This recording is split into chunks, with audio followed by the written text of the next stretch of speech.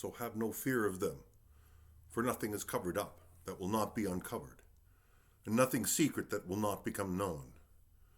What I say to you in the dark, tell it in the light, and what you hear whispered, proclaim from the housetops. My name is David Woodall with the United Church of Canada and the Emsdale Pastoral Charge. Jesus is speaking here. Are not 2 sparrows sold for a penny? Yet not one of them will fall to the ground apart from your Father. And even the hairs of your head are all counted. So don't be afraid. You are of more value than many sparrows. Do not think that I have come to bring peace to the earth. I've not come to bring peace, but a sword. Those who find their life will lose it, and those who lose their life for my sake will find it. This really is quite controversial. Those who find their life will lose it, and those who lose their life for my sake will find it? Is it really like that? Must I not have a life if I follow the spirituality found in my soul, if I follow God? Or is it that I am not so concerned about me and that I free myself up from making something of my life? That I will actually discover all that I was created to be by not placing myself first, but by trusting in the Spirit and loving others as much as I love myself. Is this trusting part of this great adventure of life? Might be. Do not think that I have come to bring peace to the earth. I've not come to bring peace, but a sword. Well, quite frankly, if I'm not right inside of me, I am in conflict. The sword, the conflict is not with other people. The conflict is inside of me. If I am not right inside of myself and not caring of my neighbors or my family or even strangers, then I will simply be sowing a garden that will have more weeds than flowers. I'll be making more problems than I can shake a stick at. I will not be at peace with myself. Is this discovery of inner peace part of the adventure of life? Have no fear, for nothing is covered up that will not be uncovered, and nothing secret that will not become known. What I say to you in the dark, tell it in the light, and what you hear whispered, proclaim from the rooftops. For myself, there are 2 moments in the day which I have found to be most helpful. One is after I get into bed at night, and I am in that period between waking and sleeping. The problems and experiences of the day rustle around in my head, and more often than not, they sort themselves into some kind of way forward. Now I realize that part of who I am is the person who needs to find ways forward, to think of issues from new directions. The other time in the day is after I wake up with my first cup of coffee.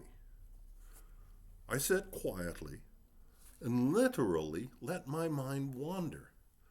It wanders into the shaping of my day, into thoughts about life and relationships. And I can easily spend 30 to 40 minutes just wandering in this way. You know, I've often wondered if I could call that wandering meditation.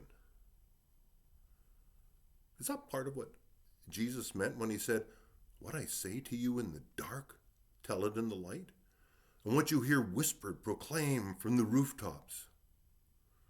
Now, I think it would be really cool to think that God was whispering to me in those times. I am not sure that I could be so presumptuous to think that God was actually whispering to me, but I'm also not sure that I would totally discount it. It's no small thing to say yes. It's no small thing to embrace our spirituality, no matter how you express it.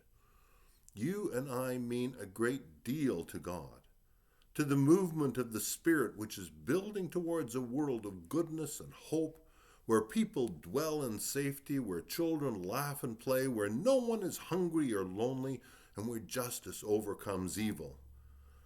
This is that great adventure of life, And it is that quest for a better world that makes this life so challenging and so awesome.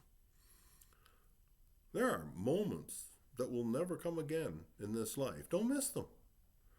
There will be moments that will shape your life, not because you're concentrating on your life, but because you have been embraced by a world and by a spirit that is so much more than each of us individually.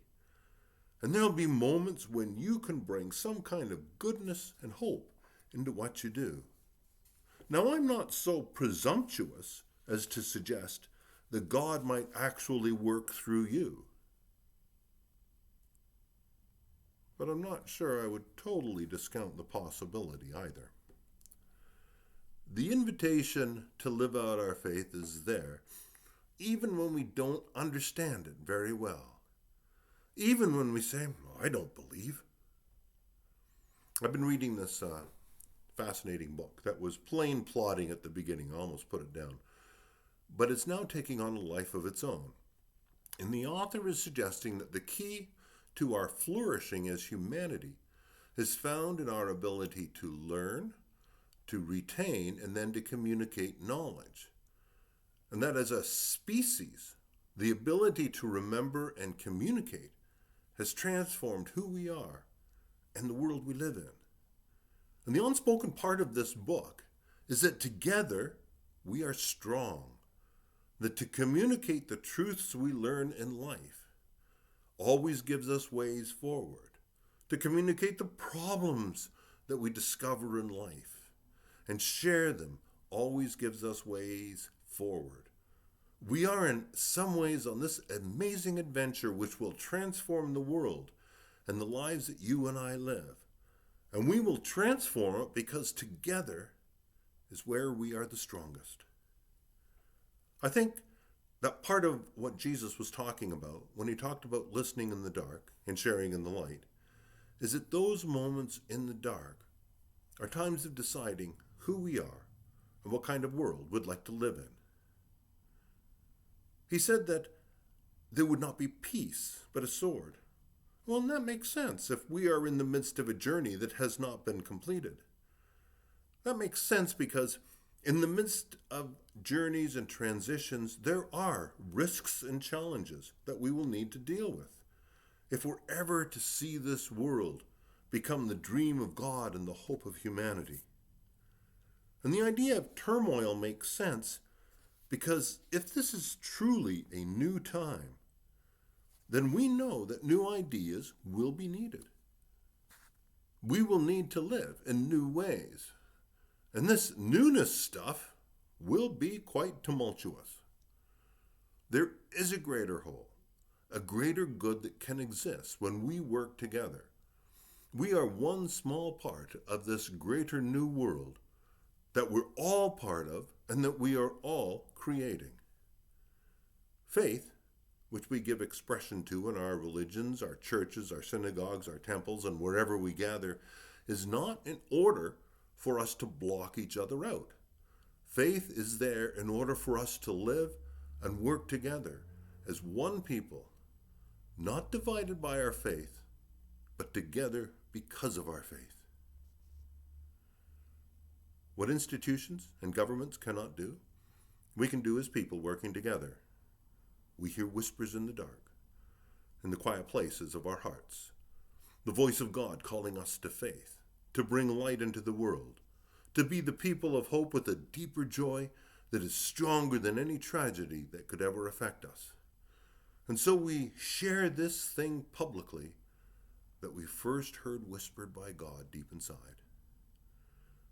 If we have the opportunity, we'll do some good. If there is some way we can create possibilities for people to play a meaningful and vital role in our community and in our lives, then we need to create those roles and give those opportunities. If one person could reach out their hand and touch another, then the world will be a better place. These things are all part of this great adventure of life.